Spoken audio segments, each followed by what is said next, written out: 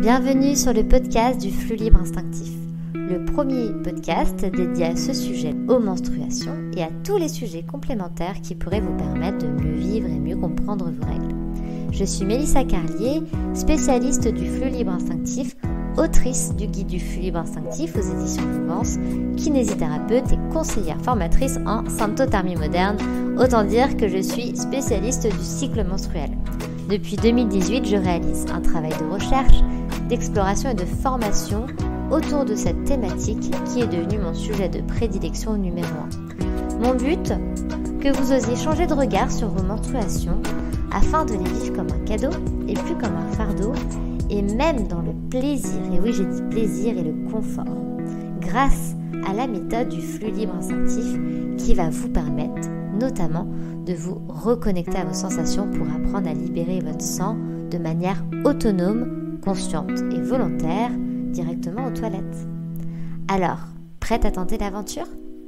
Aujourd'hui, dans ce podcast, je voulais vous parler des bénéfices du flux libre instinctif, c'est-à-dire tous les effets positifs qui ont lieu chez les femmes une fois qu'elles se mettent à pratiquer la méthode et ce que l'on constate. Alors, c'est des choses que moi j'ai constatées chez moi, c'est des choses que j'ai constatées auprès de nombreuses femmes, des femmes qui pratiquent depuis parfois un cycle, 2 cycles, des mois, des années. Et j'espère qu'un jour qu'on aura les explications à cela. Mais manifestement, la mise en pratique de cette méthode, cette réappropriation du corps, cette connexion à nos menstruations, eh ben ça vient comme réorganiser des choses et ça rend les règles plus confortables dans leur nature en fait. Et c'est ça qui est assez surprenant. Bon, le bénéfice numéro 1, qui est directement lié à la pratique, c'est le fait que l'on puisse vivre les règles de manière plus confortable, car déjà tout simplement le fait de déterminer nos phases de coulement, de savoir ressentir le bon moment pour libérer le sang, les toilettes, etc., ça rend de base le vécu des menstruations plus confort. Voilà, donc on gagne en confort, ça c'est clair, et en général une femme qui pratique le flux libre instinctif, elle ne revient pas en arrière. Parce que entre les tampons, les cups, les serviettes, etc., on est d'accord qu'il faut bien trouver une solution de gérer nos règles. On les a, c'est inévitable. Et on cherche toute la manière la plus cool, la plus confort, la plus juste, la plus respectueuse de notre corps. Et je trouve que le flux libre instinctif est vraiment en très bonne position dans ces outils-là. Et toujours dans l'idée que tout est complémentaire. Et que si on décide de pratiquer le flux libre instinctif sur quelques cycles, et que pour une raison ou pour une autre, on veut rebasculer sur les cups, les tampons ou autres, on est tout à fait libre de changer les règles à chacune de nos règles. Voilà, donc le confort. Mais il se passe aussi des choses assez intéressantes dans la nature de nos menstruations. Et aujourd'hui, j'avais envie de faire ce petit podcast parce que je suis au 3e jour de mes règles. Oui, je suis bien au 3e jour et je n'ai quasiment plus mes règles. C'est-à-dire que j'ai plus de sang qui coule. Et alors vous allez me dire, c'est court, 2 jours de règles en fait, parce que ça fait quasiment que 2 jours de règles. Et en fait, ça c'est clair que c'est vachement étonnant quand on pratique le flux de se rendre compte que la durée des menstruations raccourcit terriblement. Alors, on m'a posé une fois la question, oui, mais est-ce que si ça raccourcit, c'est qu'il n'y a pas un problème ? En fait, il faut savoir que tant que la nature de nos cycles, la longueur de nos cycles, la régularité de nos cycles n'est pas impactée, ça montre bien que ce n'est pas des raisons hormonales, ce n'est pas un problème hormonal, mais c'est bien vraiment la manière dont on sait évacuer le sang qui est impactée.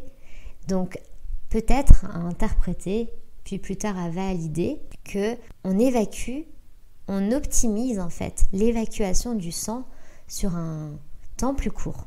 Voilà, ça c'est quelque chose que j'observe très régulièrement et parfois dès le premier cycle. C'est assez surprenant. Je vous invite vraiment à expérimenter encore une fois selon les bonnes pratiques. Donc pour cela, il y a toujours le livre, le guide du flux instinctif, peut-être d'autres podcasts ou d'autres supports. Point numéro 1, super intéressant, la durée de mes règles diminue. Enfin disons point numéro 2 parce que le premier c'était le confort. Point numéro 3, les douleurs. Et oui, on remarque généralement, lorsque l'intensité des douleurs n'est pas pathologique, évidemment, endométriose ou autres circonstances, que les douleurs ressenties pendant les menstruations est amenée aussi à diminuer quand on pratique le flux libre instinctif. Alors moi, j'ai ma petite théorie, évidemment. Je ne dis pas que c'est la seule explication ou que ce serait peut-être la définitive, mais ce que j'ai remarqué, c'est que le fait de savoir évacuer le sang au bon moment, ça nous soulage immédiatement. C'est comme si, en fait, quand on porte déjà un tampon, une cup, on retient le sang en nous. Ce sang est en nous et c'est comme si ça venait comme réagir à l'intérieur de nos tissus. Le corps nous indique qu'il faut évacuer ce sang et on ne le fait pas. Donc ça peut créer des gènes, de l'inconfort, de la douleur. Quand on ne porte pas de cup ou de tampon mais juste une serviette hygiénique sans pratiquer le flux libre instinctif, le sang descend en nous tranquillement, il va s'évacuer par débordement parce qu'au bout d'un moment il arrive à bout de course jusqu'à la vulve. Et pendant tout son passage, le sang peut réagir avec les tissus autour, créer un certain nombre de sensations, de symptômes. À savoir que la douleur, lorsqu'elle n'est pas pathologique, ce n'est qu'une information, parce que tous les symptômes sont une information que le corps nous donne pour nous dire quelque chose, pour nous dire qu'il se passe quelque chose. Et pour moi, la sensation que l'on peut ressentir quand on a nos règles, ce ne sont que des informations de où est le sang en nous dans sa trajectoire.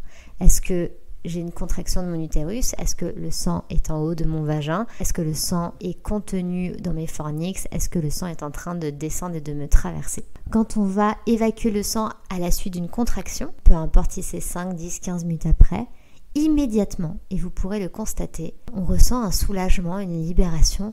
J'ai envie de dire, c'est comme après avoir uriné ou être allé à la selle, le corps est soulagé en fait. Ça, c'est vraiment quelque chose d'assez agréable à constater, qui montre encore une fois que c'est une pratique qui est respectueuse de notre corps et qui a plutôt tendance à nous amener vers quelque chose de bienveillant plutôt qu'un désir de contrôle. Donc j'ai parlé de la durée, j'ai parlé de la douleur, j'ai parlé du confort, je vais parler aussi de l'abondance. Alors, l'abondance des règles, c'est quelque chose qui est plus difficile à objectiver si on ne le mesure pas concrètement. C'est-à-dire que si j'ai pas une cup avec le niveau de millilitres ou si je vais pas récupérer mon sang, je peux pas vraiment techniquement me dire là, j'ai constaté que j'ai 2 fois moins de quantité de règles. Mais bon, une femme qui a des règles plutôt abondantes et qui voit vraiment la quantité s'amoindrir, en général, elle le remarque. Et souvent, j'ai aussi eu beaucoup de retours de femmes qui disent qu'elles ont des règles beaucoup moins abondantes. Donc, est-ce que cela signifie qu'en fait, elles l'évacuent mieux et comme elles l'évacuent aux toilettes, ça les dérange moins, donc elles ont moins cette sensation d'abondance? Ou est-ce que c'est vraiment une réalité? C'est encore une piste à creuser, mais en tout cas, toutes les caractéristiques de la nature de nos règles est amenée à tendre vers quelque chose de beaucoup plus confortable pour la femme. Ça, c'est indéniable. Et puis, il y a d'autres bénéfices. Déjà, d'un point de vue général, économiquement, on n'a plus le coût mensuel des tampons, des serviettes. Alors effectivement, au début, on investit sur des culottes menstruelles, une formation, le livre, ou alors on est autodidacte, on expérimente par soi-même. Mais une fois ce coût passé, jusqu'à la ménopause, on est tranquille, parce qu'une fois qu'on a intégré la méthode, c'est terminé. D'un point de vue écologique, on n'a plus d'impact écologique, parce qu'on sait très bien qu'il y a des problèmes au niveau du recyclage par rapport aux serviettes, aux tampons et tout ça. Puis aussi d'un point de vue de la santé de notre corps, parce que du coup, on ne se met plus au contact avec des produits qui peuvent potentiellement être dangereux, qui seraient contenus dans les serviettes et les tampons. Il y a un dernier point qui est très intéressant, c'est que j'ai remarqué, je retrouve souvent ce retour, c'est que une femme qui se met à pratiquer le flux libre instinctif témoigne, me dit que ça lui a permis de gagner en confiance en elle, en assurance, peut-être en sentiment de sécurité, que ça a changé des choses sur d'autres plans de sa vie, et peut-être même sur la sphère intime, la sphère sexuelle, etc. Alors là, plusieurs théories sont possibles aussi. La première, c'est que les menstruations ont souvent été l'objet de tabous, de dévalorisation, d'humiliation.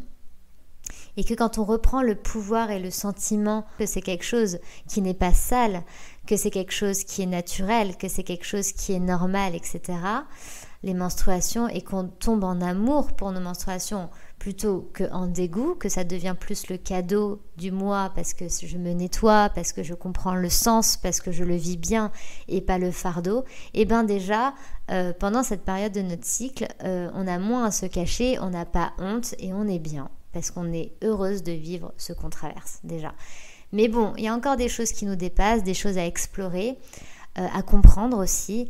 Et ce qui est certain, c'est qu'effectivement, ça change plein de choses dans la vie de la femme et à différents plans. Donc voilà pour les petits et les grands bénéfices du flux libre instinctif. N'hésitez pas, vous, à me témoigner vos retours, ce que vous avez ressenti, ce que ça vous a difficile à dire, apporté dans votre vie de femme et puis à nourrir en fait ces recherches. Je vous embrasse, je vous dis à bientôt pour le prochain podcast.